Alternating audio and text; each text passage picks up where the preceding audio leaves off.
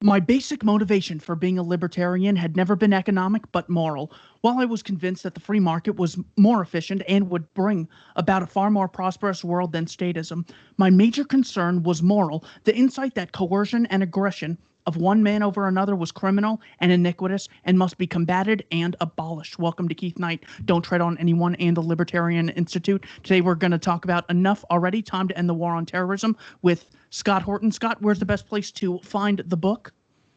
Well, the easiest thing, of course, is Amazon. But if you go to EnoughAlready.net, it'll forward you on to the page at the Libertarian Institute there.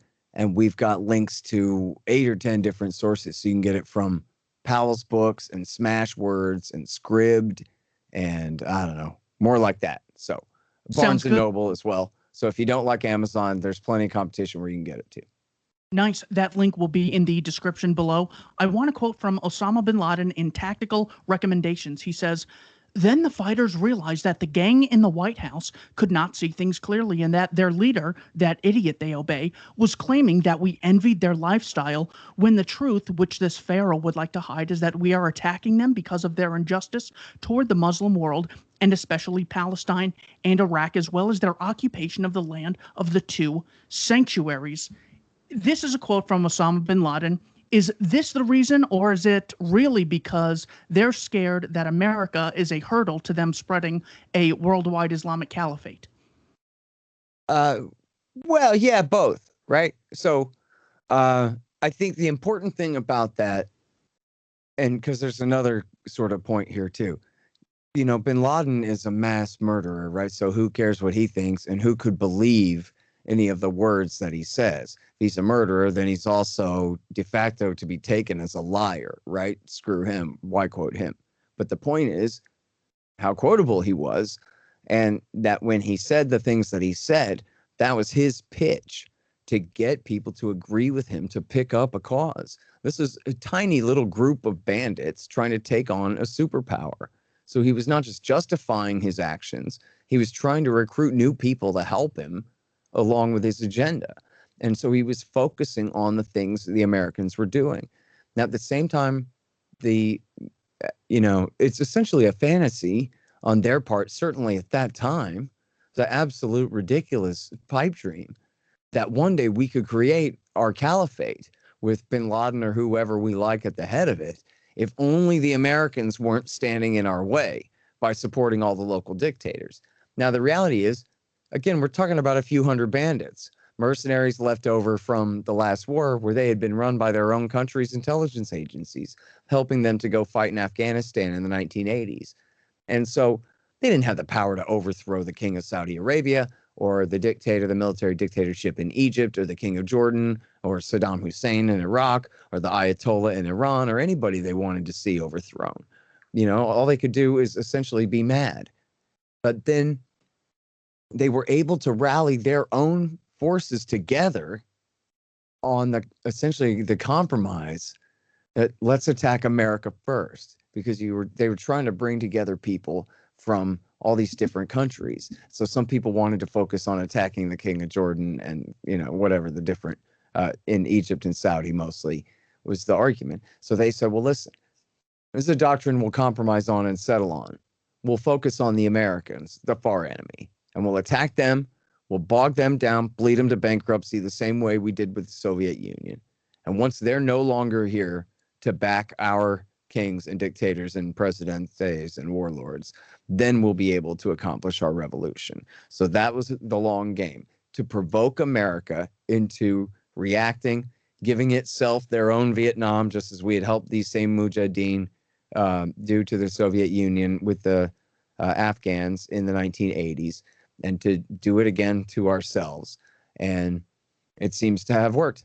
And if you go down the list of bin Laden's goals, he was trying to weaken and bankrupt and expel America, which is a long-term process, but it's going on now. And we're certainly on the downhill slope of this, of American dominance in the Middle East, but also to weaken all of America's and discredit, America's local dictators in the region that our government supports, and then to radicalize the populations of these countries in, political and religious sense. And, we've seen revolution and economic destabilization, political destabilization, and a return to hardcore sectarianism and fundamentalism by some in these wars, especially in Iraq War II and in Syria. And so, they have not put, bin Laden or his terrorist son Hamza on the throne in Saudi Arabia. And they still haven't put Zawahiri on the throne in Egypt, right? This would have been the ultimate goal of these guys, probably, right? To rule their own home countries. So they've fallen short of that. But they did create a caliphate in Western Iraq and Eastern Syria for 3 solid years and erased the Sykes-Picot Western drawn border between Iraq and Syria. And some jackass named Abu Bakr al-Baghdadi was able to go up there like Mussolini on the balcony, like Osama bin Laden himself, essentially, and claim that he was the Caliph Ibrahim, the divinely ordained ruler of the new caliphate to usher in the end of the world. And this absolute madness that at the time of 2001 and the attack on the United States, Keith, this is the absolute ultimate ridiculous pipe dream of Osama bin Laden, right? And at the time of, shortly after they attacked us, and the Bush administration was exploiting all this fear, this was the height of their most unrealistic and ridiculous and insulting propaganda against the American people, that there's an Islamo-fascist caliphate out there that we're fighting. Where? Between Ba'athist Iraq and Ba'athist Syria and Saudi Arabia and Hashemite Jordan? Where's the caliphate? It's not in Egypt, where Hosni Mubarak is the secular military dictator under America's thumb for the last 30 years. Well, at that time, 20, 25. So, essentially, America made all of Osama bin Laden's agenda to, 9 out of 10 steps of everything that he and his group were trying to accomplish with the September 11th attack and their war against the United States for them. And they've been strategic allies, but who's zooming who, Keith? Right? The Americans, they get to use these guys as mercenary shock troops to fight against their Shiite enemies in places like Syria and Yemen, sure. But they get to use American wealth and power and weapons in order to fight against those same Shiites for their own reasons and carrying out the agenda of their own country's intelligence agencies and that coincide with their own. And let's say America stopped intervening right now, finally just knocked it off. Look at the mess that we've made over there in the last 20 years. Never even mind Afghanistan on the other side of Iran. But just think about what's going on in Mesopotamia and the Levant. It's just an absolute catastrophe. And as Jeff Huber said, I love to quote him, the great antiwar.com columnist and humorist, Osama bin Laden, dead and loving it. And what does this guy care if he's been shot in the head, man? That was all he ever wanted, was to die getting shot in the head while having just overseen all of his dreams come true. From here he's hiding in the attic. And in fact, I like quoting this. He says, eat your heart out, Charlemagne. Et tu, Julius Caesar. And how do you like them apples, Alexander? Because here is the world's greatest general who moved the most powerful armies that ever existed from hiding in the attic, even from his own wife up there. But meanwhile, he controls the destinies of 100 million men every day to do whatever he wants and play out all of his games. And think about, sorry, I'm rambling, but I know it's good. The opposite of that is if it had just been, you know what, let's all stop and listen to Ron Paul, who warned us this was going to happen. And let's see what he wants to do. Oh, he wants to send special operations forces to kill only bin Laden and Zawahiri and their, 100 closest friends next to them. And that's it. And call the whole war off. And as he said explicitly, and I quote in my book, Fool's Errand, he says explicitly, because we're in a very delicate situation here where we must hold the guilty responsible, but we must let the rest of the Muslim world know that they are wrong about us, that we are not their enemy, that we do not hate Muslims, that we do not hate Arabs, and it's not our agenda. And the only reason we were there was to protect them from the Soviet communists. But you know what? That was a long time ago now, and it's time for us to go. And that would have been what he had done. And imagine the results of that. And the possibilities that would have been opened up there for America to actually, if they believed in this freedom agenda stuff at all, Keith, to actually lecture them about their lack of freedom without being blood-soaked hypocrites at the same time, or at least no longer. I want to quote from the president of the Council on Foreign Relations with regard to, he talks about how the Cold War ended, but right during our celebration, we had to take on another enemy. This was followed less than a year later by a remarkable coming together of the world to turn back Saddam Hussein's effort to conquer Kuwait, something that would have had enormous consequences if it had been allowed to stand. Toward the end, the United States worked closely with 14 other members of the UN Security Council to repudiate Iraq's aggression and to establish a subsequently enforce a sanctions regime designed to ensure that Iraq would not benefit from its conquest and would pay an enormous price for it. A large coalition of dozens of countries contributing in different ways was built to make sure Iraqi aggression did not threaten Saudi Arabia, and when diplomacy, backed by sanctions, failed to dislodge Iraq from Kuwait, to force Iraq out of the country and restore Kuwait's independence and government. Final quote here, he says, "It is important to underscore, though, that the U.S. involvement was strictly humanitarian, as it did not attempt to bring about a separate Kurdish state in the north of Iraq or a separate Shia state in the south, or to overthrow the existing political authority in Baghdad." Scott, what's wrong with helping people? Oh, man. Boy, well, I'll tell you what, in my new book, there's a whole chapter, or I guess it's a sub-chapter in the massive chapter 1 there is on Iraq War 1. That puts the lie to every bit of that. You know, what happened was Iraq had a legitimate border dispute with Kuwait, and the Kuwaitis were overproducing from their shared oil wells, and they were being extremely rude and calling in all of their loans and insulting the Iraqis' dignity every way that they could. And I make the case in the book that I don't really believe that this was deliberate, but that in effect they trapped Saddam Hussein into the war. The CIA and CENTCOM were encouraging the Kuwaitis to be tough and brave and stand up to him, while at the same time the State Department was telling Saddam Hussein, yeah, go ahead, break their knees, occupy the northern oil fields, what do we care? As the American ambassador later said to the New York Times, well, we didn't think he was going to take the whole country. And there were, statements. It wasn't just April Glaspie's meeting with Saddam Hussein, but also Margaret Tutwiler, and I'm sorry, I forgot the man's name. There's another State Department official, both testified to Congress that we wouldn't do anything. We don't have a treaty with Kuwait. We're not responsible for that. And what do we care if Saddam invades there? At the same time, though, Keith, and this is why, and this could be BS, but I don't think it is. I think this coincides with other things I know about these characters. It seems like the official history, anyway, is that Wolfowitz and Cheney at the State Department were extremely concerned about this. This is when Cheney was the Secretary of Defense, and Wolfowitz, I guess, was Deputy Secretary of Defense for Policy. And they were, really worried about it and tried to send a letter warning Hussein not to do it. But then Pete Williams, who you know from NBC News, walked it back.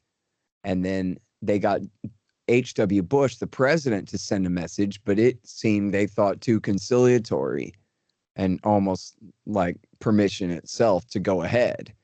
And they were really upset and wanted to send another letter saying, hey, don't get me wrong. What I meant was don't do it at that point. But then it was too late and Iraq invaded. And apparently Hussein had been, confident enough in his reassurances from the State Department that he thought, well, what the hell? They don't care if I take the northern oil fields. Maybe I'll take the whole country. And he went ahead and he went all the way to Kuwait City and all the way to the shore and took over the whole country. But even at that point, Keith, the entire Bush National Security Cabinet that night agreed that, and that was Colin Powell was the chairman of the Joint Chiefs of Staff. Cheney was the Secretary of Defense. The National Security Advisor was General Brent Scowcroft. And the Secretary of State was James Baker III. These men all said, man, we don't care. We're not doing anything about it. We're drawing the line at Saudi Arabia. And we're going to warn Saddam Hussein that if you invade Saudi, we're going to carpet bomb the crap out of you. Don't even think about it. But they were going to draw the line at Saudi Arabia, Keith, until Margaret Thatcher, whose government was heavily dependent on Kuwaiti investments in their debt, and whose major corporations had major investments in Kuwaiti oil. She went and said, well, Bush, don't you go wobbly on me now, at the Aspen Security Conference. And her staff later described this as giving H.W. Bush a backbone transplant and encouraging him that he better not back down. And how can he be wobbly standing next to a woman who's saying we must do the right thing? That, reduces the last of Bush's macho. He'd already been, as Bill Hicks quite aptly pointed out. In fact, George Carlin had a take on the same thing, that Bush had already been called a wimp for so long. And there's so many different ways to elaborate that. Everybody go listen to Hicks and Carlin on Iraq War I, okay? But anyway, this was a big deal. And so Bush then said, this will not stand, this aggression. And then he spent the entire second half of the year 1990 refusing to negotiate with Saddam Hussein, who was begging them for a way out of there that didn't make him the world's biggest pushover, right? He just needed to save a little bit of face. If he betrayed that much weakness, he'd be killed and overthrown in a coup by his own regime, or at least that was a real risk that he was running. And that was the American government's assessment at the time, was that, they knew that he needed to save some face. And all he wanted was these 2 uninhabited islands and an easement so he could get there and sell some oil in the Persian Gulf. And, at the end, he ended up, his last offer was, the Americans have to promise to leave the Middle East someday, and the Israelis have to promise to withdraw from the occupied Palestinian territories someday. In other words, absolute tissue paper promises that wouldn't have meant anything whatsoever at all. Was, you give me anything to say.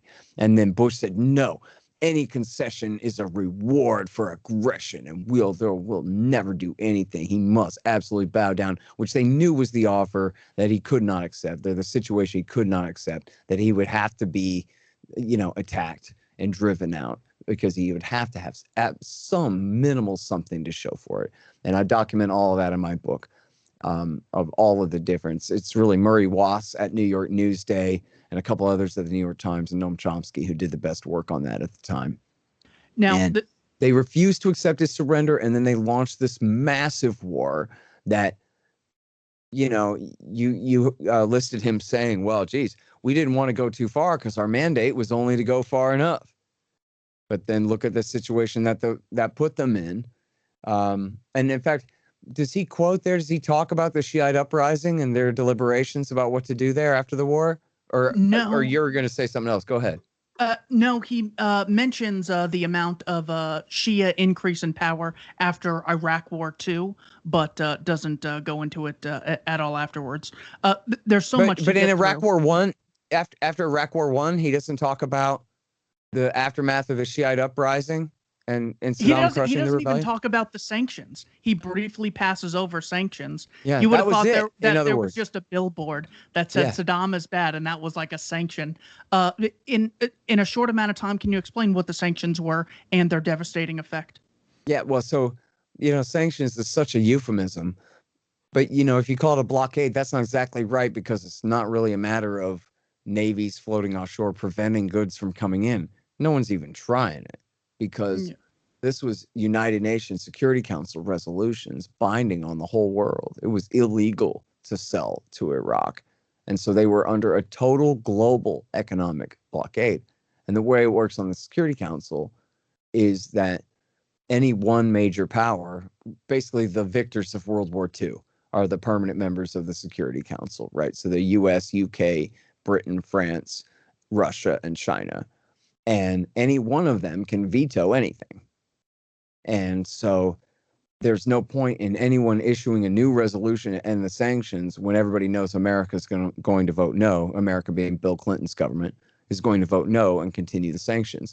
So in other words, it was essentially up to the Americans to ever lift them. And as long as the Clinton government wanted to keep them there, I should say the Bush senior government too was in power for a year and a half after the end of the war and kept them. And on the stated purpose of achieving regime change, we will not lift the sanctions until Hussein is out of power, even though we just skipped over it. But they had encouraged an uprising against him that might have succeeded. except that the Bush government then betrayed that revolution that he encouraged to rise up, refused to support them in any way, and allowed Saddam Hussein to use his helicopters and tanks to crush the insurrection. And then they used that as the excuse to stay, even though the crushing of the insurrection was over. They didn't need to stay and create no-fly zones over Iraq to protect the people. They had their one chance and had lost it because of America. But then now the idea was, we're going to keep these sanctions so that the people who now no longer have the slightest chance of overthrowing Saddam will become so hungry and so miserable that every civilian in Iraq will rise up and overthrow the guy. And if they don't, well, then that's their tough luck. That's their responsibility. And I quote the military men explained to the Washington Post, and this is an absolute authoritarian dictatorship of the Ba'athist Party. This is essentially a fascist dictatorship in every way. The only as I was referring to there a minute ago, the only popular sovereignty Hussein had was among his generals. And even then, he'd kill them first. You know what I mean? But if there was anyone who could have overthrown him, it would have been his own closest guys, not the people of the country in any way. And yet the Air Force guys told the Washington Post, hey, listen, it's their country. And ultimately, boy, is it a long way to ultimately, Keith. Ultimately, the people of Iraq are responsible for the government they have. Now, this is exactly what Osama bin Laden said about us, that we are responsible for this government that would do such a thing to the people of Iraq on the exact same excuse that the civilians' lives are forfeit because they're not doing enough to overthrow the government that we don't like. And then the Bill Clinton government kept those sanctions all the way through January 2001, and so did W. Bush. And when he came in, it was so obvious that, and they used it as part of their ploy. Look, we can't just keep the sanctions forever. You're right, bleeding heart Keith. What are we going to do? Keep these people under embargo forever? We got to go in there and liberate them. Yeah. So that then they'll be prosperous and healthy. And yeah. And now that's, 1.5 million dead ago. Unbelievable. So Richard Haas goes into a number of examples of why regime change is actually a good thing.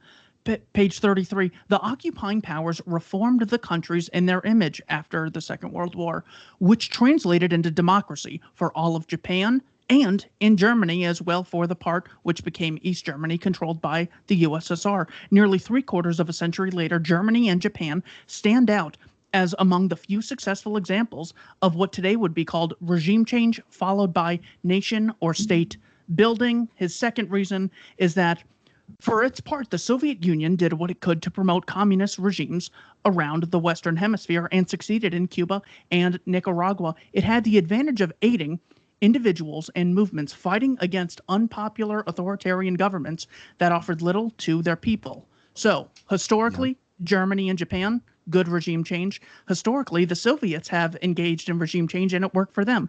Therefore, we have good reason to believe regime change wars are justified. How do you respond? That's so funny, man. I want to read that book, and also I don't. Yeah, good old Richard Haas, huh? So, look, Germany and Japan, I was raised on this. You're a bit younger than me. I don't know if they still inculcate you with this the same way they did me. But yeah, it's true, right? That in a way, America was this benevolent conqueror. And we didn't make MacArthur the military dictator of Japan from now on. Just to finish the regime change and install a parliamentary government to our liking. And the same sort of thing happened in Germany as well. And so then the narrative was, hey, when America beats you in war, we make a friend out of you. We'll build you up, rebuild your country for you, and help make you rich and make you our friend and our ally, which sounds nice, but the reality was we were making them military satellites of our world empire, was what was really happening. And at the time, first of all, most importantly, they were both under threat from the Soviet Union. And so you might ally with the Americans and maybe worse to protect you from the USSR, which was a real threat to Western Europe and to Japan. In fact, that was why the Japanese surrendered. It wasn't the nukes. It was because they knew the Soviets were coming. And would you rather live under Truman's dictatorship or Stalin's? And so the choice was easy for them.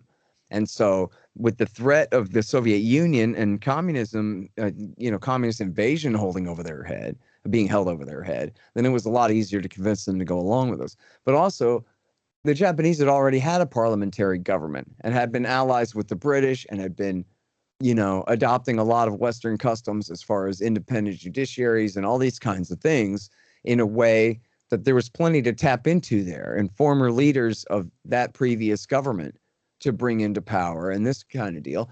And they had a compliant emperor who had a lot of authority over the people to say, there won't be an insurgency. We've been whooped. It's a matter of honor now that we go along with this MacArthur guy and what he says. Now, that's a pretty unique circumstance. You know what I mean? That's, got real lucky there. And then, of course, in West Germany, they didn't have an emperor to obey like that, but it wasn't too hard to create a parliamentary democracy there under American dominance and control, on that side of the line. And again, for the main reason that the Soviet Union was being held over their head. And so they had to choose, and they'd been absolutely decimated in the war too. And so, they got part of that Marshall Plan. It wasn't just the Allies, it was the Germans too, got their welfare check too to help rebuild at that time. So that was a huge part of it. But then what a propaganda coup, because then that becomes the justification for waging war then in Korea, even if we got to kill 2 million people, and in Vietnam where we got to kill 3 if you include the Laotians and the Cambodians, or supporting dictators like Suharto in Indonesia who killed 1 million, of his own people in the East Timorese,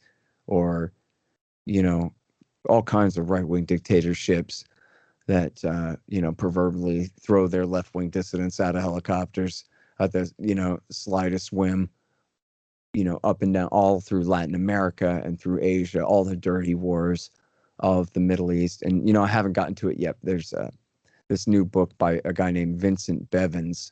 I'm sorry, I forget the title right now, but it's all about the history of America's dirty wars in the Cold War. And it's just millions upon millions of people killed. It's easy to hide behind, well, it's, native soldiers doing the killing, but it's the white officers and the American politicians and CIA men behind it, this kind of thing. So that's no different than under the British Raj. It's just the American one. And so, to invoke Japan as the excuse to then do whatever we want to whoever we want. I mean, ask the Koreans, the Vietnamese, and the Iraqis, and the Syrians, and the Yemenis if they think that the Japan excuse still holds up for the USA in the year 2021. And then as far as the Soviets having successful regime changes, emphasize the part about how, and it was pretty easy for the Reds to take over in Nicaragua because the right-wing government that they were replacing there of Antonin Somoza was the most right-wing, brutal, illegitimate fascist dictatorship. And that's the reason for the success of all leftist, Marxist, revolutionary movements through all of Latin America, is the American-supported right-wing fascist dictators who, absolutely wage war against their own populations. You wonder why people embrace absolutely ridiculous socialist policies in Latin America. It's because the socialist leaders are the ones standing up to the Yankees. That's why. Independence first. Same thing in Vietnam, of course. On page 119, he talks about Afghanistan. He wrote the excellent book Fool's Errand, which I, of course, will put in the description. Richard Haas says, in the immediate aftermath of the attacks, the United States presented the Taliban government with a stark choice: either end its relationship with al-Qaeda and hand al-Qaeda's leaders over to the international authorities, or face the consequences. The Taliban government refused to take these steps, and the United States committed to ousting the government, something accomplished over the next few months as U.S. intelligence personnel and military forces cooperated with members of the so-called Northern Alliance, a loose coalition of anti-Taliban tribes with roots in these parts of Afghanistan, not dominated by the Pashtuns, an ethnic group most located in the south of the country that constituted a polarity of its population and the core of Taliban support. Therefore, they were cooperating, really giving power to al-Qaeda. That was Therefore, all one the invasion, sentence, wasn't it? yeah. Was that Yeah. one sentence? Yeah. He was right that the Pashtuns are predominant in the South, so that's one thing. That's a but lot okay, of claims. That's okay. even a longer sentence than in Fool's Errand you could find probably. The major claim: Al Qaeda attacked America. Taliban is giving cover for Al Qaeda. Therefore, the root of the issue was the Taliban, and the invasion and regime change in Afghanistan is justified. How do you respond?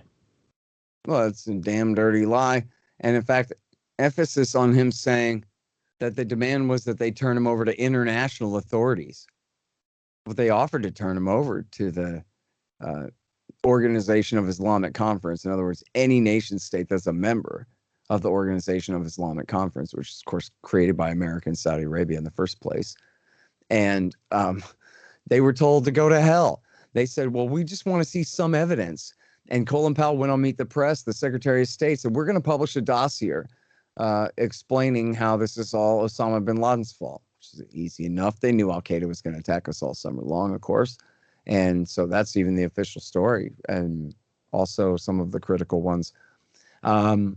And so they could have published evidence of the ties there and instead said, no, we will provide no evidence. So then that was a few days, a week after something, the attack. Then later in September, they said, okay, we'll turn him over to the Pakistanis. And General Musharraf in Pakistan was the one who turned that down, but he was under America's total control at that point. So if he did that as a betrayal of the Americans, I don't believe it. And there's no reports that that's right. He did that. He must have done that. It's not conclusive, but it's all but conclusive that he did that on orders from the Americans, or, in a joint decision made with the Americans to turn that offer down. And at that point, they were still requesting to see evidence. And then they said, after the bomb started falling on October the 8th, they said, okay, we'll turn him over to any third nation in the world.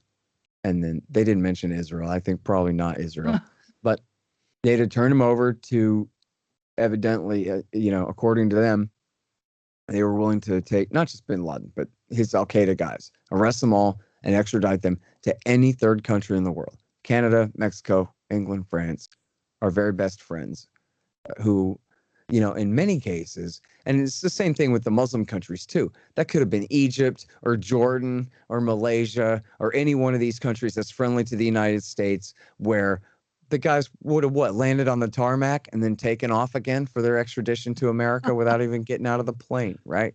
Yeah. That would have been fine, absolutely acceptable under any, reasonable administration run by reasonable men without an agenda here.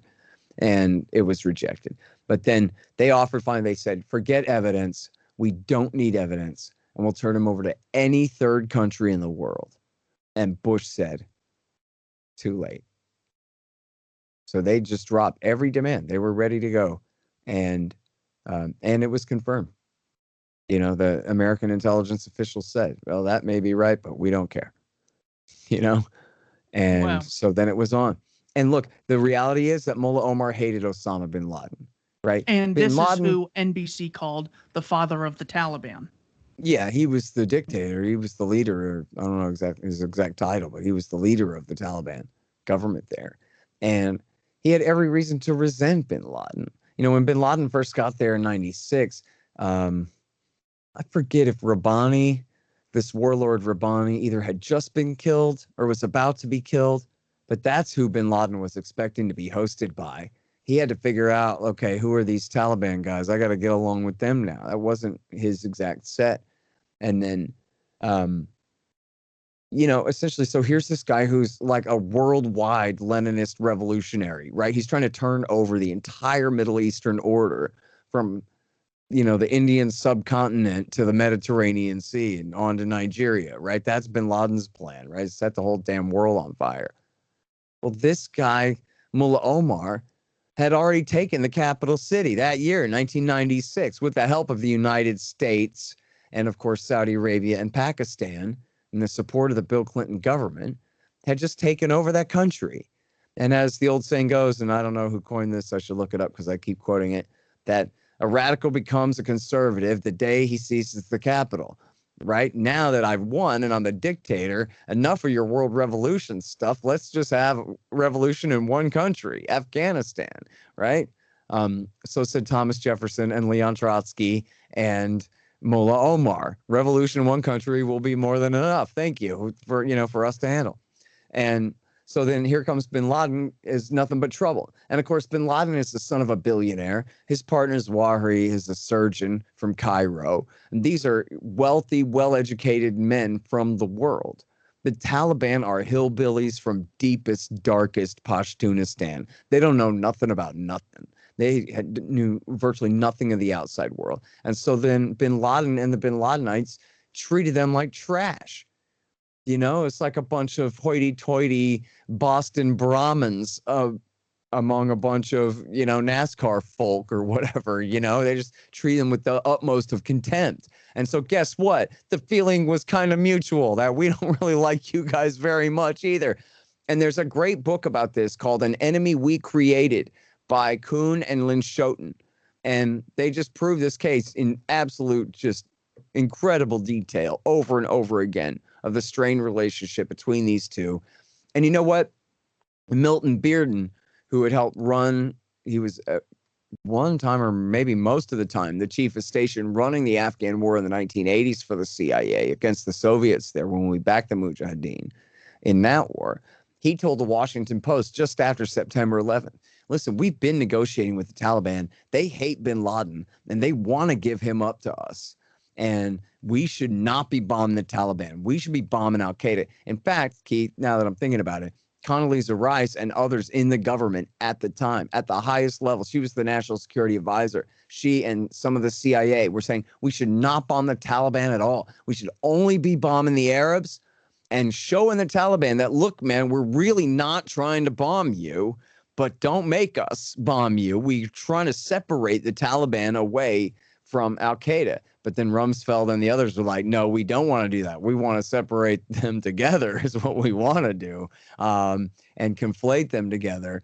And so that we can continue on conflating them then with Saddam Hussein's regime in Iraq and whoever else that we want.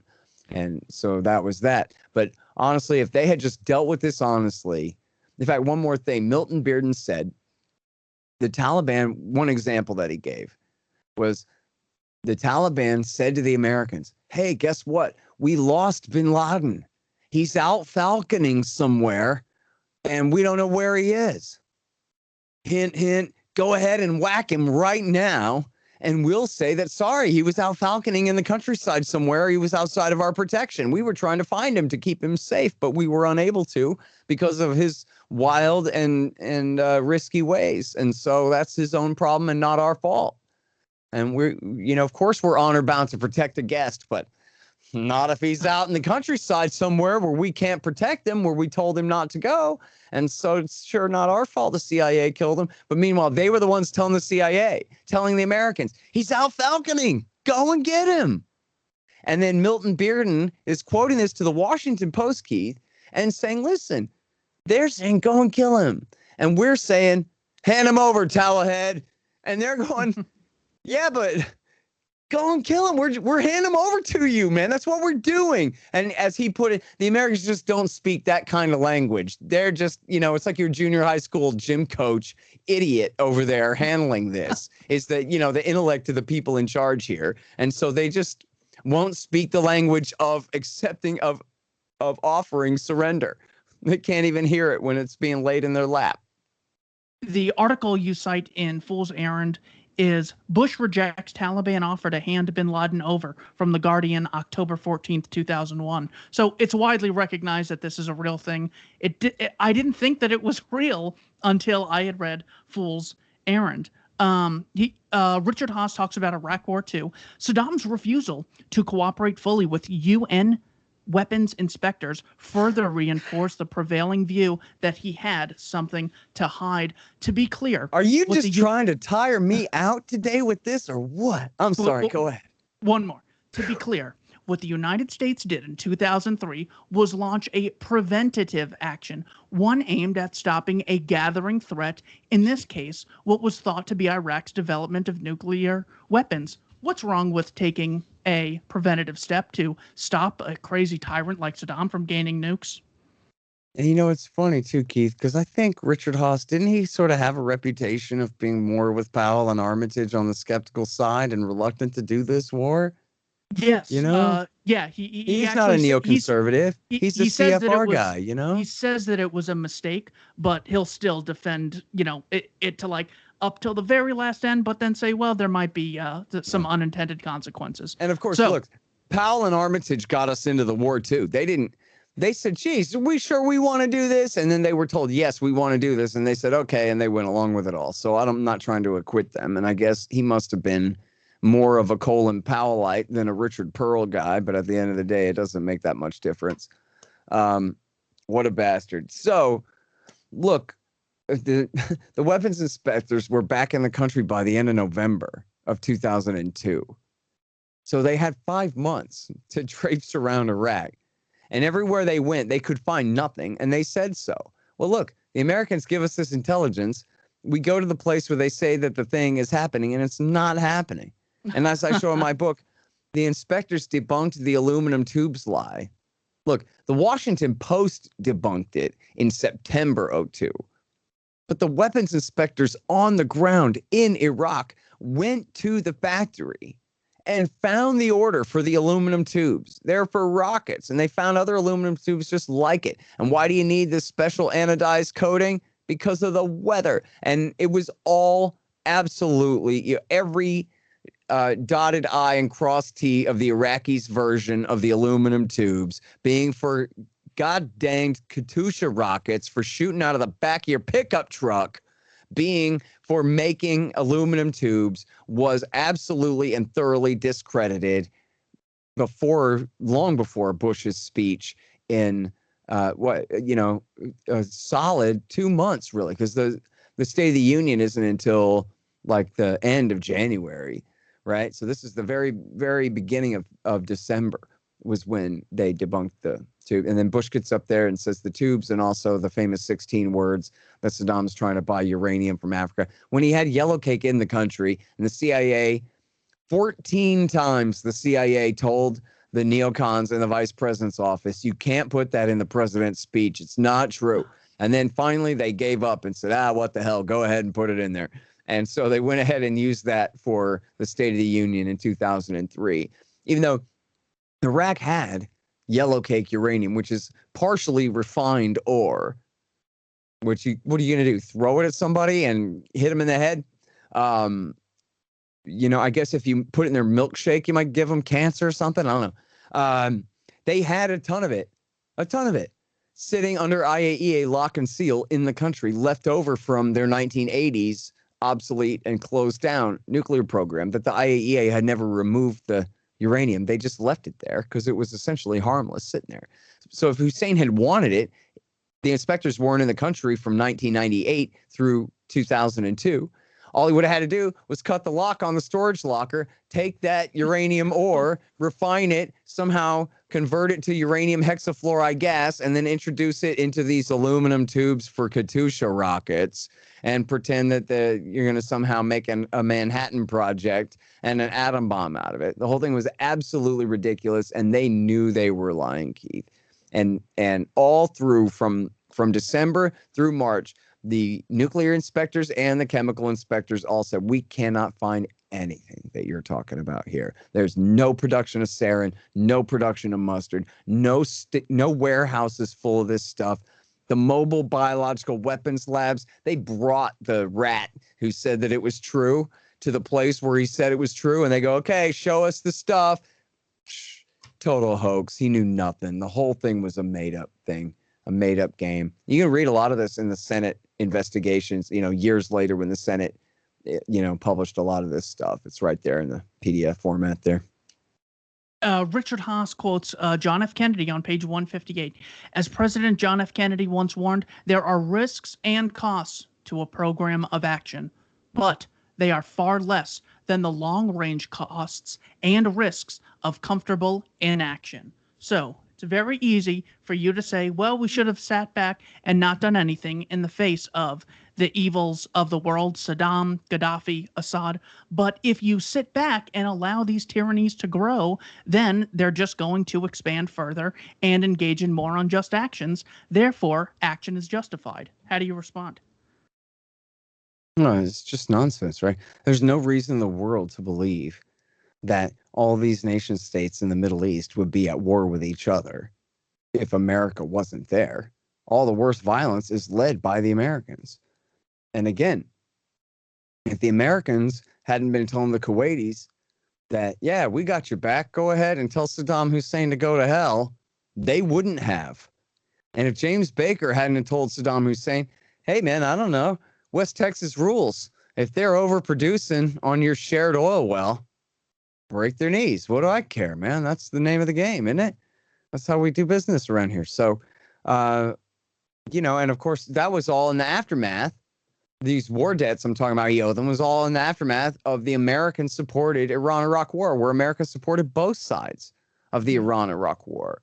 And so, you know, Richard Haas can just pretend all day that the counterfactual is that Saddam Hussein and Bashar al-Assad and the Ayatollah and Gaddafi would all be regional superpowers now if we hadn't stopped them. But it's more plausible they'd all be rubbing butts in fields of flowers compared to what America has done under the control, literal control of Richard Haas and his friends in the George W. Bush administration and H.W. Bush before that. They're the ones who have wrought all this crisis. And you know what? At the time of the invasion of Iraq, Saddam Hussein made an offer to Richard Pearl through a Lebanese businessman in London.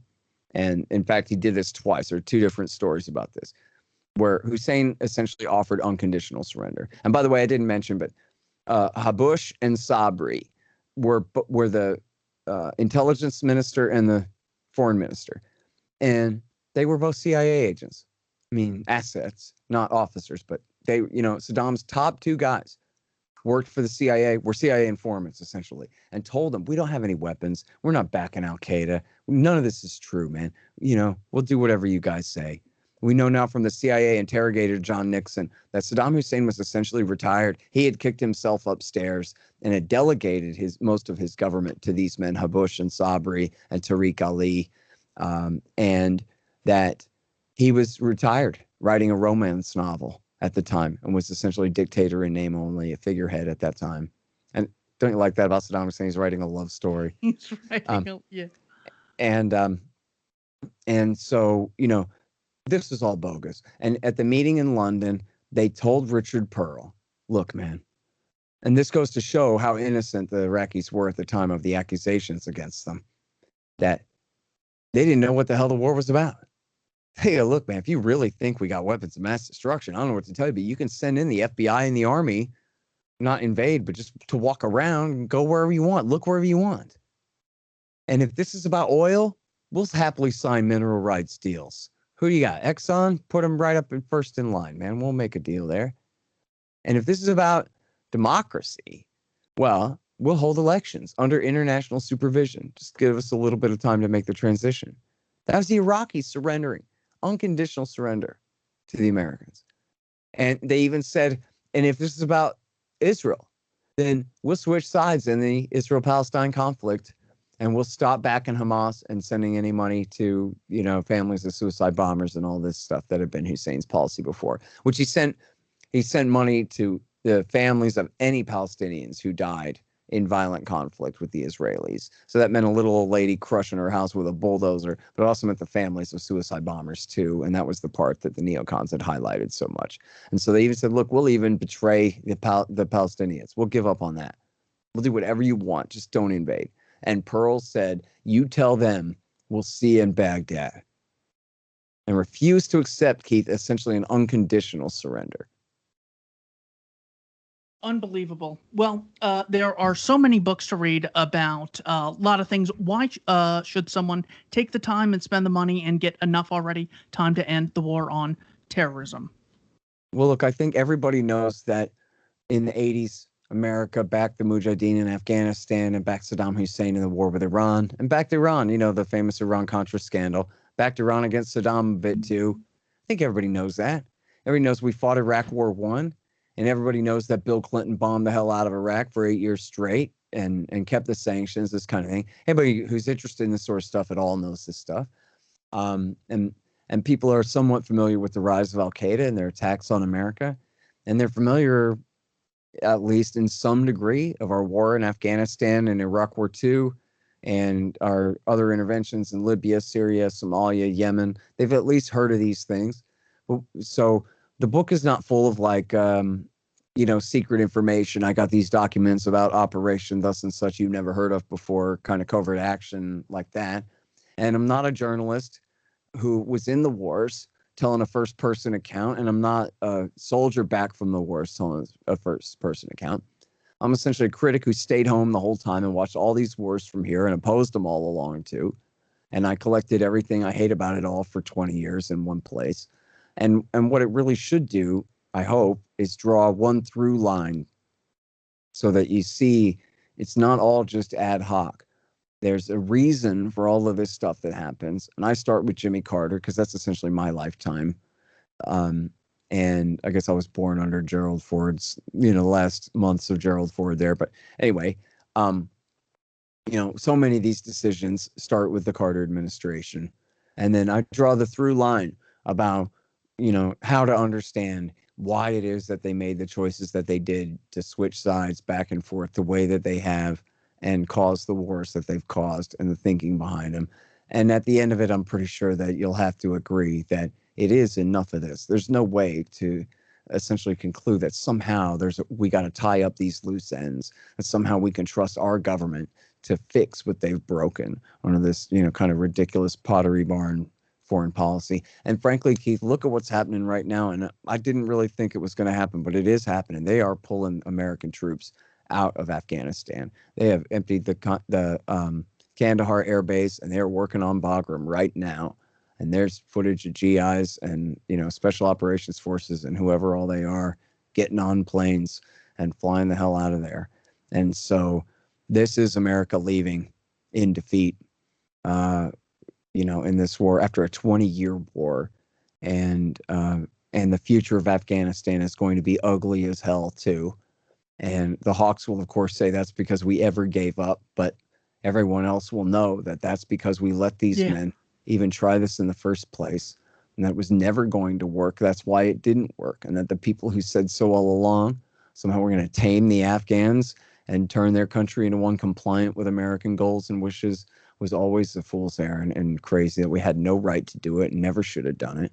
And, let's hope then that the momentum keeps up and people say, you know what, we want the hell out of Syria and Iraq. We want out of Somalia. We want out of Yemen. We want all of our special operations forces out of Africa and the Philippines and everywhere else. They're fighting Sunni insurgencies, and just call the whole damn thing off. These are all regional problems, even though America is responsible for them. As I say, there's no way for us to take responsibility for them in any constructive way. We just have to butt out and let these things settle on their own and take care of themselves. And again, even after all of this, Bin Laden and them, they could have never had their caliphate in the first place.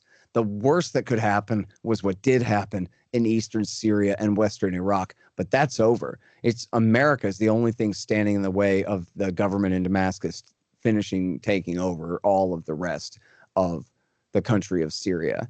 And in Iraq, for what it's worth, in the terrible relations between the Shiite government there and the minority Sunni faction under their thumb right now, the idea of the return of the Islamic State is impossible without the level of support for their efforts by the U.S. and our allies, as we saw under the Obama administration for the revolution in Syria.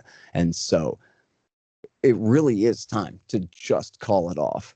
It never had to be this way. And what I really want out of that book, I want people to be able to say to each other, not, it's not just for my fans and your fans to read. If you're already interested in what I have to say and what my guests have to say on my show and what we say at antiwar.com, I really want this to be for you to be able to give to your people, that that would never listen to my show, that aren't part of our libertarian world or our anti-war activism world or whatever it is, and just say, hey, look, man, there's this book that says that we could just call it off. We never should have done all this, and we should really just quit it. And it'd be much better if we just quit it, and make that case to anybody. Picture any character you've got in your head, anywhere from left to right, any age, any race, any part of this country, whether they fought in the wars or whether they didn't. And I don't know. And I've had a lot of veterans, officers, and enlisted guys who love the stuff. And they're a substantial part of my audience now. And they're, as bad as what they've been through has been for them, they're grateful to have somebody shoot them straight and tell them what the truth is about what it was all for anyway. And so I really hope that people get something out of it, Keith.